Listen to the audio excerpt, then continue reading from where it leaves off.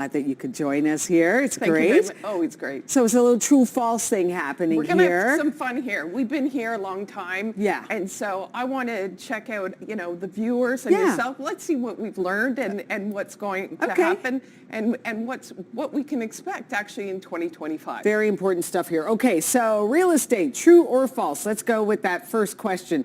Should you wait until spring to list your home? So this is a question we often get.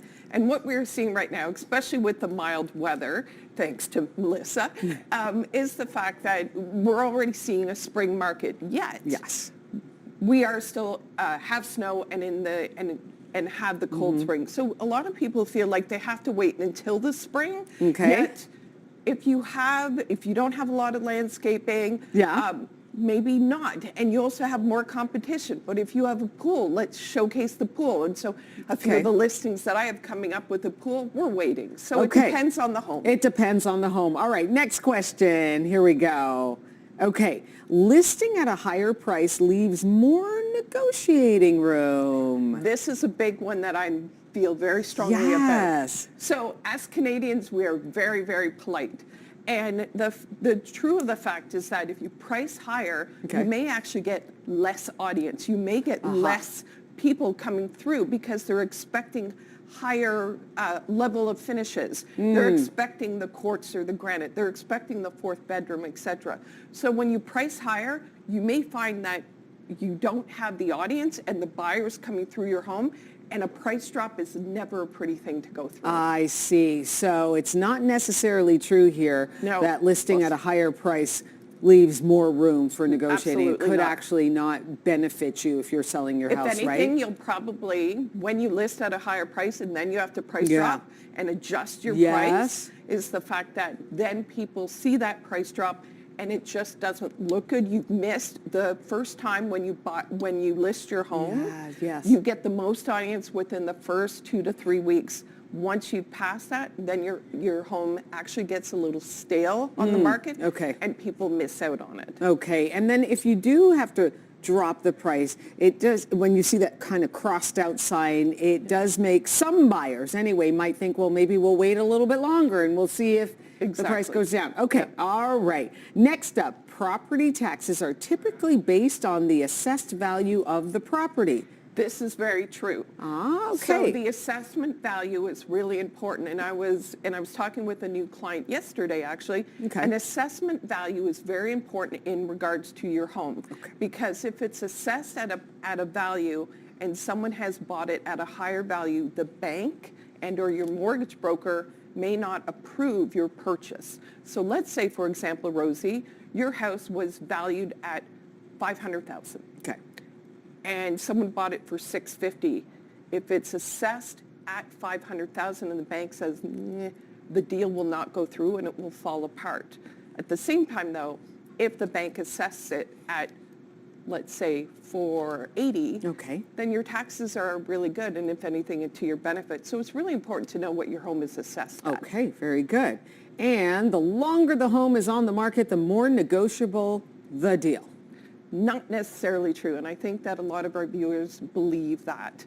The big thing is the fact that there may be certain parameters that we've talked about on the show where it depends on the closing date or what are some of the inclusions. So just because someone has sat on the market a little bit longer, there may be other components to that. So when people are shopping for homes with a realtor or even myself, is the fact that you have to look at not just the price. There are different things that are part of that. And so it's really good to get that professional advice because there may be something else involved in that. Segment, we're doing true false here as far as real estate is concerned. We've got the next question. The home's price is the only cost you need to worry about. I think it's really important that people really expand their minds on this. This is an absolute false. Is the fact that you need to think about not only about the price of the home, you have to think about the lawyer's costs at the moving costs, in addition to the fact about some of the utility bills and what the home's condition is. Because there are some people that I'm talking to right now, they're buyers, they are willing to consider the fact, yes, we're going to have to replace the windows. Yes, we're going to have to replace the roof.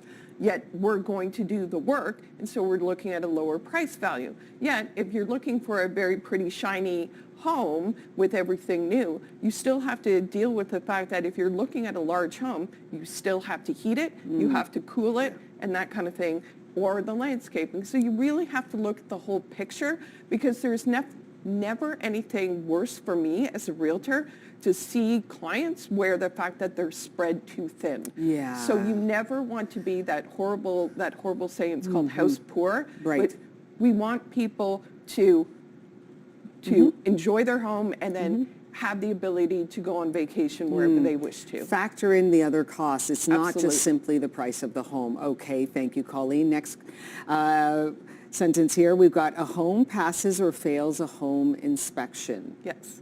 So a lot of people think that when it comes to inspection time, and Rosie, you and I have talked about this many times with our audience, and the fact that a home inspection is not pass or fail. A home inspection is actually an education kind of class. Okay. So when you go into a home inspection, it is not about negotiation. Unless there's something majorly wrong, it is more about knowing about the home a little bit further. I get it. So unless there's something majorly wrong, like even it's not even major, it's the fact, let's say you have a foundation crack.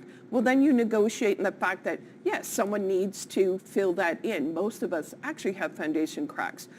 It is mostly about education, about what the quality of the finishes are, knowing about the plumbing and the roof and everything else. So it is not about a pass or fail. Okay. And we've talked about it kind of, I believe it was last time we were together. You need to be at the home inspection. Do not. You said that. Yes. I remember that. Yeah, be there. Be present. Be present. Okay. And next up, a property's market value and its appraised value are always the same. I think I know the answer to this. You want to go for it? False. False. You're absolutely right. There you go.